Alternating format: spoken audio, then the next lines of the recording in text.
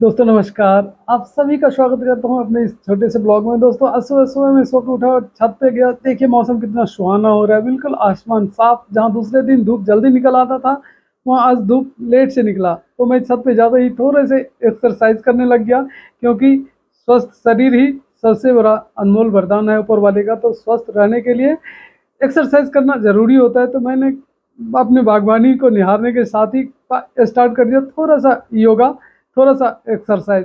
ये कंधे का एक्सरसाइज है, कंधे जाम होने की समस्या से इससे छुटकारा मिलता है। तो मैंने कुछ एक्सरसाइज किया, फिर उसके बाद छत पे कुछ देर और रुकने के बाद ये देखिए, ये हाथ और पैर चलाने के बाद मैं छत पे चला गया बागवानी को निहारने के लिए। ये देखिए, कितने प्यारे-प्यारे फूल खिले हुए हैं मेरे बागवानी में अभी। गुल मेहंदी का ये प्यारे-प्यारे प्लांट है, ये कुछ जीनिया के प्लांट, ढेर सारे फूल अभी खिले हुए हैं मेरे बागवानी में। देखिए कितना प्यारा लग रहा है। जब पूरा पौधा ही सजा हुआ हो फूल से तो देखने का नज़ारा ही कुछ और होता है। चलिए कुछ और अलग-अलग फ्लावर प्लांट आपको दिखाते हैं। ये देखिए कितना प्यारा है, रोज़ प्लांट देख लीजिए पिंक कलर में, कितना बढ़िया खिला हुआ है। सुबह का मौसम है और सारे फूल को देख के मेरा चेहरा भी खिल गया। इसके पीछे कुछ मेहनत भी करना पड़ता है, तभी जाके इतना बढ़िया फ्लावरिंग आपको मिल पाता है। ये रोज़ है जिसको ब्लैक रोज़ कहते हैं, और कुछ ही देर बाद मैं देखता हूँ कि कुछ फूलों के पेटल्स झड़ के ज़मीन पे गिरे हुए हैं। फिर देर किस बात की थी, मैंने उठाई झाड़ू और करने लग गया सफाई अपने बागवानी का। एक-एक करके कोने-कोने से मैंने जितने भी पेटल्स, सूखे हुए पत्ते, जो भी गिरे हुए थे, कभी-कभी घास जो जम आते हैं गमले में, उसको भी उखाड़ के मैं फेंक देता हूँ। तो ये सभी को उखाड़ के मैंने फेंका, फिर उसके बाद उठाई मैंने कटर और करने लग गए अपने सूखे हुए या डेड ब्रांच की प्रूनिंग। लाइट प्रूनिंग किया, जहाँ से फूल सूख से रहे थे उसको मैंने कट कर दिया ताकि वहाँ से नए ब्रांच निकले और फिर से फूल आए। फिर उठाई खुरपी और खुरपी के सहारे मैंने अब लगभग सारे ही प्लांट की मैंने खुरपी के सहारे निराई-गुड़ाई किया। निराई-गुड़ा करना ज़रूरी है, नहीं तो इसमें घास-फूस जम जाते हैं, मिट्टी भी बैठ सी जाती है, इसलिए निराई-गुड़ा करने के बाद मिट्टी हल्की हो जाती है। ये देखिए उसके बाद मेरी नज़र पड़ी पौधे में लगे हुए नींबू के ऊपर। जी हाँ दोस्तों, छोटे गमले में लगे हुए ये नींबू बहुत ही प्यारा देखने में भी लगता है, हार्वेस्टिंग करने का मज़ा ही कुछ और है। कुछ दिन तक इसको निहारते रहिए, इसको ग्रो होते हुए देखिए, बहुत आनंद आता है। फिर जब जाके ये मैच्योर्ड होता है तो उसको फिर हार्वेस्टिंग करने का आनंद कुछ और होता है। और ये तो है, देखिए मेरे कितना बढ़िया चल रहा है ये। ड्रैगन फ्रूट है, ड्रैगन फ्रूट के पौधे मैंने लगाया था लगभग साल भर पहले, जो अभी बहुत लंबा हो गया है, ये देखिए। उम्मीद है अगले साल तक इसमें फ्लावर और फ्रूटिंग भी आपको दिखेगा। साथ में ही दिख रहा है आपको मिर्च का पौधा जो मैंने हाल ही में लगाया है। उसके बाद मेरी निगाह जब पड़ती है नींबू के पौधे पे तो देखता हूँ यहाँ पे घास-फूस जम आते हैं, तो मैंने फटाफट से खुरपी से फिर उसकी भी निराई-गुड़ाई कर देता हूँ। निराई-गुड़ाई करने के बाद मिट्टी हल्की हो जाती है तो देखने में भी अच्छा होता है, पौधा का ग्रोथ और बढ़ जाता है। फिर देखिए लाल पत्ते वाला ये प्लांट कितना प्यारा लग रहा है ना, लाल कलर मुझे बहुत ज़्यादा पसंद है ये प्लांट। अभी-अभी मैंने इसको बागवानी में ऐड किया था और मेरे बागवानी में आने के बाद तो इसके बहुत बढ़िया पंख ही लग गए, बहुत ज़्यादा ग्रोथ करने लग गया।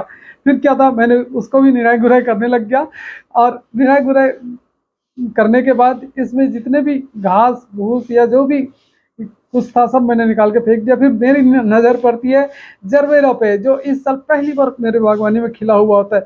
सुर्ख लाल खिला हुआ ये जरबेरा दोस्तों, एक ही फूल है लेकिन देखने में देख लीजिए कितना प्यारा है। फिर मैंने खाद उठाया और जितने भी पौधे की निराई-गुड़ाई करी थी सब में गोबर का खाद, यानी कि काऊ डंग कंपोस्ट जिसे बोलते हैं, वही 1 डेढ़ साल पुराना गोबर मैंने मुट्ठी भर लेके लगभग हर एक प्लांट में दे दिया है।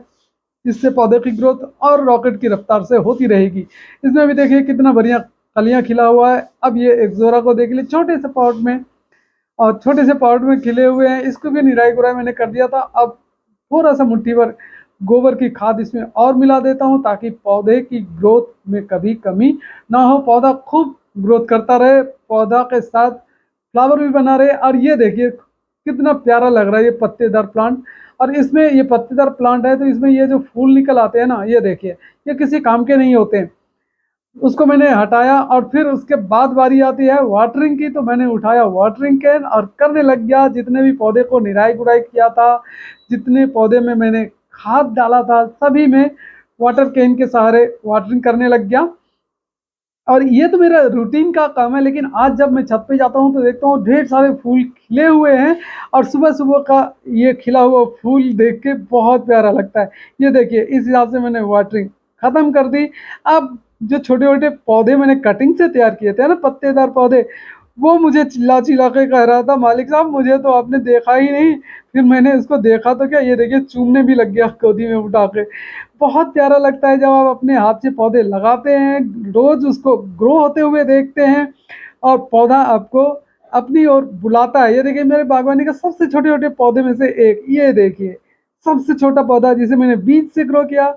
और ये है दोस्तों करी पत्ता का प्लांट। और इन सभी प्लांट को आदर सत्कार मैंने किया। उसके बाद भी कुछ प्लांट ऐसे थे जो रह गए थे। ये देखिए, ये भी एक पत्तेदार प्लांट है जिसकी छोटी-सी कटिंग मैंने हाल ही में लगाया था। फिर मेरी नज़र पड़ती है अपने बागवानी की सब्जी की तरफ। ये देखिए, उसको भी मैंने दुलार किया, उसको भी सहलाया। और ये खूबसूरत सा फ़ोटो मेरे गाँव से आया हुआ है, ससुराल से आया हुआ है, जहाँ मेरी सासू माँ कहीं जा रही है अपने पोते के साथ। और फिर मैं नीचे आकर देखता हूँ तो मैडम पूजा में, भक्ति में लीन मुझे दिखाई देती हैं। लड्डू गोपाल जी यहाँ बैठे हुए हैं, देखिए कितने प्यारे लग रहे हैं। मेरे मंदिर में हर एक देवी देवता अभी खुश हैं क्योंकि नवरात्रि चल रहा है और नवरात्रि में हर एक देवी देवता अपने मंदिर में प्रकट होती हैं और भक्तजन भी खूब उनका सेवा करते हैं। ये देखिए कलश, कलश के ऊपर नारियल रखी हुई है मैडम ने मंदिर में। और फिर जितना भी निहारो इस मंदिर को ना उतना ही कम है, बहुत प्यारा लगता है। उम्मीद है आप लोग भी भक्ति में अभी लीन हुए होंगे और अपने माता की पूजा करते होंगे, अपने दुर्गा माँ का पूजा अर्चना करते होंगे। इसी के साथ दोस्तों ये इस वीडियो को अब यहीं ख़त्म करते हैं। उम्मीद है ये वीडियो आपको अच्छा लगा होगा। माता रानी आप सबका भला करे, लड्डू गोपाल आप सबका भला करे। इसी शुभकामना के साथ फिर से मिलते हैं आपसे नए वीडियो में। तब तक के लिए मुझे दीजिए विदा। राधे राधे दोस्तों। माता रानी आप सबका भला करे।